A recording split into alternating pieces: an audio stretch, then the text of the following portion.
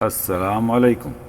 سب سے پہلے میں آپ سب لوگوں کا شکریہ ادا کرنا چاہتا ہوں جو آپ لوگ ہمارے چینل کو سپورٹ کر رہے ہیں، اور خاص طور پہ ان کا شکریہ ادا کرنا چاہتا ہوں جو ہمارے ویورز جرمن سے ہیں، سعودی عرب والے بھی دیکھ رہے ہیں، ان کا بھی شکریہ، اور جرمن والوں کا بھی شکریہ۔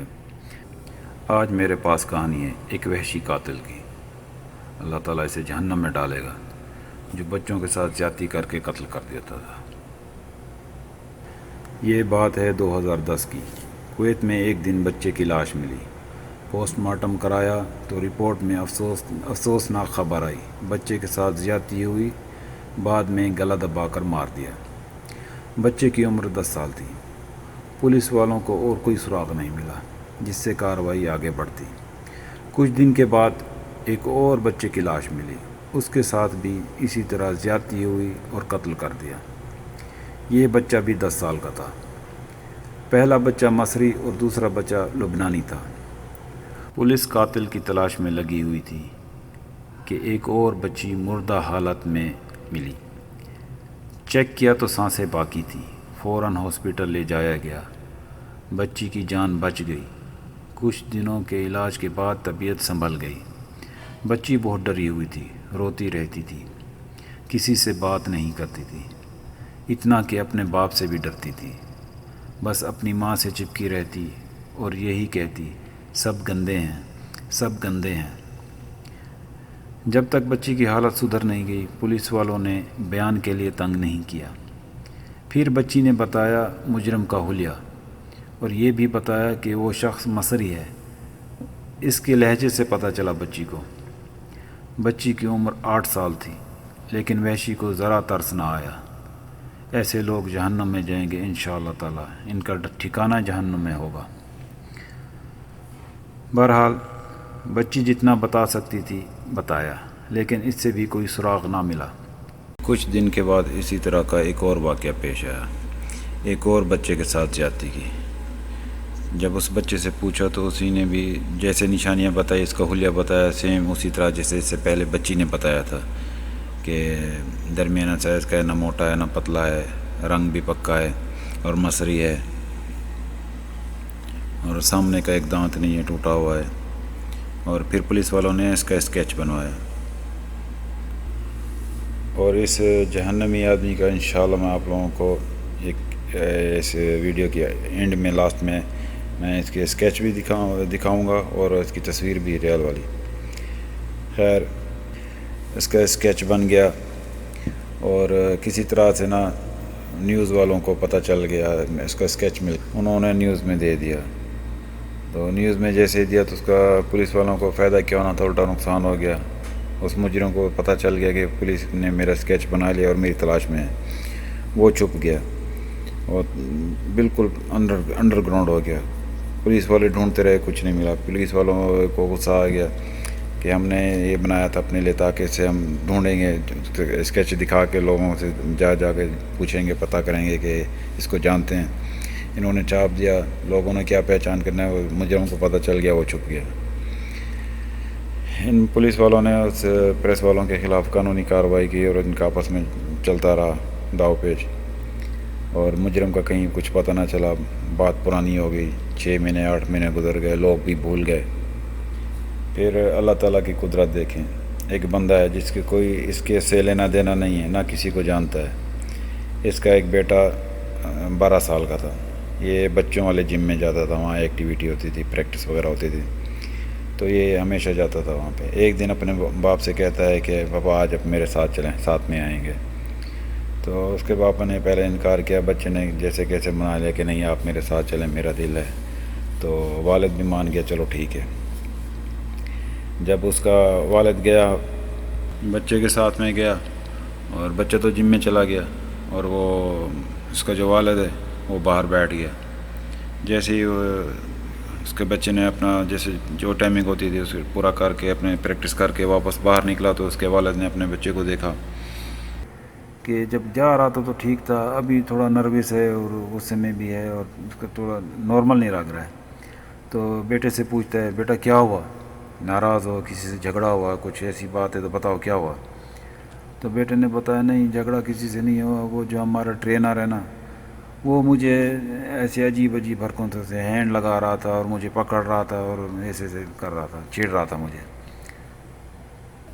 تو اس بچے کے والد کو غصہ آیا، وہ اندر گیا اور ساتھ میں بیٹے کو بھی لے کے گیا، دکھاؤ کون سا والا ٹرینر ہے، جا کے بتایا یہ والا ٹرینر ہے۔ پھر اس کے والد جو ہے جھگڑا کرنے لگا، مارنے لگا اور شور شرابہ ہو گیا، دوسرے بندے آ گئے، بندے جمع ہو گئے تو زیادہ اس کو مارنے نہیں دیا۔ پھر سب چلے گئے، وہ بھی چلا گیا اور اس کو بتایا میں تمہارے خلاف کمپلین کروں گا، میں یوں کروں گا، دھمکی دے کے چلا گیا۔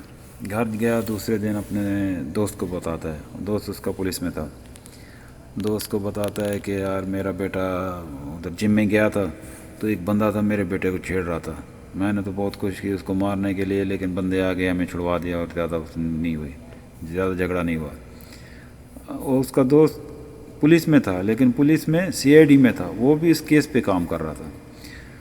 تو وہ پوچھتا ہے اپنے دوست سے جو لڑکے کا باپ تھا، یا اچھا اس کا حلیہ بتاؤ، اس کا حلیہ کیسے تھا، اس کو مجھے ذرا نشانیاں بتاؤ۔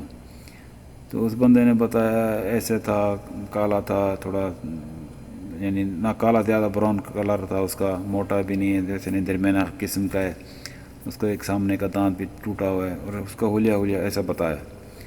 تو جو CID والا پولیس والا تھا اس کو، وہ تو اس کیس پہ کام کر رہا تھا، اس کو وہ یاد آ گیا جو قاتل کو پہلے ڈھونڈ رہے تھے۔ اس نے کہا کون سی جگہ پہ، جم کا ایڈریس بتاؤ، دوسرے دن کی بات ہے۔ تو اس نے ایڈریس بتایا، وہ CID والا ہوشیار تھا، اس نے اپنے ایک ساتھی کو بتایا، بولا تم ادھر جاؤ، جم میں جاؤ، اور وہ خود ایئرپورٹ والی سائڈ پہ گیا کہ ہو سکتا ہے کل اس نے جھگڑا کیا، اس کو پورا یقین ہو گیا کہ یہ وہی قاتل ہے جس کی تلاش ہے ہم تلاش کر رہے ہیں۔ تو اپنے دوست کو کہا تم جاؤ ادھر، اس کا ساتھی تھا پولیس والا، دوست ساتھی تھا پولیس والا، اس کو جم میں بھیجا اور وہ خود ایئرپورٹ کی چلا گیا۔ ہو سکتا ہے کل اس نے بتایا اور اس نے دھمکی بھی دی کہ میں تمہارے خلاف کمپلین کروں گا، ہو سکتا ہے جانے کے چکر میں نکل رہا ہو اپنے ملک میں، تو میں جا کے ادھر وہاں پکڑتا ہوں۔ وہ ایئرپورٹ گیا، دوست اس کا گیا وہ سب جم میں جا کے پوچھتا ہے وہ ادھر جو مصری ٹرینر ہے وہ کہاں ہے۔ اس نے کہا وہ کل ایسا کچھ جھگڑا ہو گیا تو ہم نے نکال دیا، اور خود بھی چلا گیا، بولتے خلاص میں کام نہیں کرتا، میرے اوپر الزام لگا دیا، یوں کرتے تو میں اب نہیں کرتا۔ تو اس کی کوئی تصویر کچھ یہ وہ بندہ ہے، اس سے پولیس والے نے پوچھا تو کسی کے پاس نہیں تھی، ایک بندے کے پاس تھی تصویر، تو اس نے وہ تصویر لے لی۔ تو اس نے ڈائریکٹ اپنے دوسرے ساتھی کو فون کیا جو بڑا والا تھا CID والا، کہ وہ تو نہیں ہے، چلا گیا ہے۔ تو بولتے ہیں اس کی کوئی تصویر ملی، بولتے ہاں تصویر، بولتے ہیں مجھے بھیجو جلدی۔ پھر اس نے تصویر بھیجی اس کے موبائل پہ، وہ ایئرپورٹ پہنچ گیا۔ ایئرپورٹ پہ جا کے پوچھتا ہے کوئی فلائٹ ہے مصر کے لیے آج جا رہی ہے، اس نے کہا آج نہیں ابھی جا رہی ہے، اس کے دروازے بھی بند ہو گئے، ابھی تھوڑی دیر میں ٹیک آف کر جائے گی۔ تو اس CID کا اسی ڈپارٹمنٹ کا تھا، جاننے والے ساتھ میں ہی کام کرتے تو ایک دوسرے کو آف کورس جانتے تو ہوں گے نا۔ تو اپنے دوسرے ساتھی کو فون کر کے پوچھا تم کہاں ہو؟ اس نے کہا وہ ایئرپورٹ پہ اس کی جو ڈیوٹی ہوتی تھی۔ تو اس سے پوچھا تم اس وقت کہاں ہو؟ اس نے کہا میں ایئرپورٹ پہ ہوں۔ اس نے کہا تم ایئرپورٹ پہ ہو تو جلدی وہ فلانی فلائٹ جا رہی ہے مصر کے لیے، اس کو رکواؤ۔ اس نے کہا یار اتنے ابھی تو ٹائم ہو گیا، اس کے ڈور وغیرہ سارے بند ہو گئے، ابھی تو ٹیک آف ہو جائے گا۔ اس نے کہا اگر یہ نکل گیا جو ہم جس کی تلاش میں قاتل کو ڈھونڈ رہے ہیں وہ یہیں اسی فلیٹ میں ہے، وہ نکل گیا تو پھر ہمارے ہاتھ نہیں لگے گا، ابھی ادھر سے اوپر سے پرمیشن لیں گے کریں گے، یہ فلیٹ نکل جائے گی، اپنی اتھارٹی استعمال کرو اور اس فلیٹ کو رکواؤ۔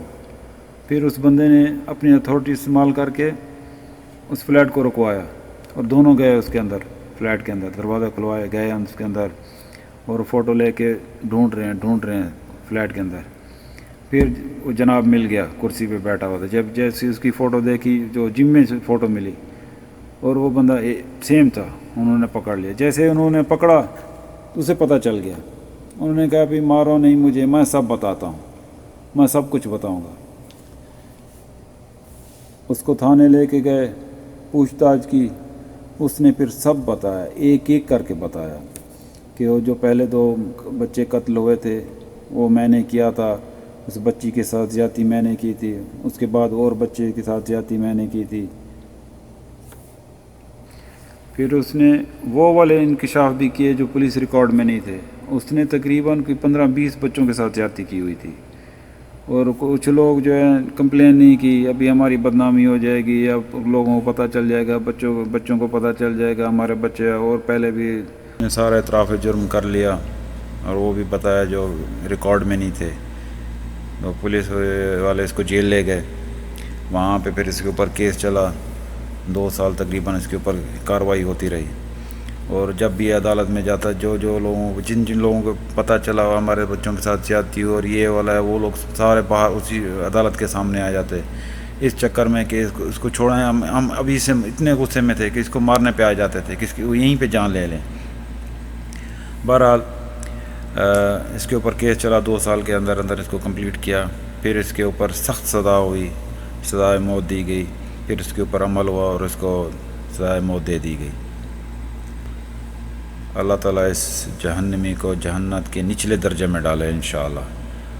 اور ہر مسلمان کے بچوں کو اللہ تعالیٰ اپنے حفظ امان میں رکھے، اپنے بچوں کا خیال رکھے. فی امان اللہ.